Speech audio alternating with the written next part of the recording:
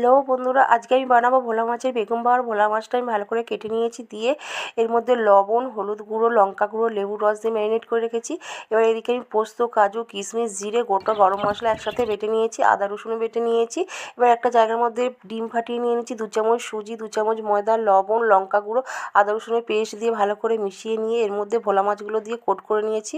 এবার আমি এদিকে উনুন জ্বালিয়ে কোঁড়ার মধ্যে সরিষার তেল দিয়ে ভালো করে গরম করে মাছগুলো দিয়ে লাল লাল করে ভেজে নিয়েছি, দিয়ে তুলে নেব। এর মধ্যে এবার হাফ চামচ ঘি দিয়ে গলিয়ে নিয়ে এর মধ্যে লঙ্কা আর তেজপাতা ফোড়ন দিয়ে পেঁয়াজ কুচি দিয়ে ভালো করে ভেজে আদা রসুন বাটা দিয়ে ভেজে নেব।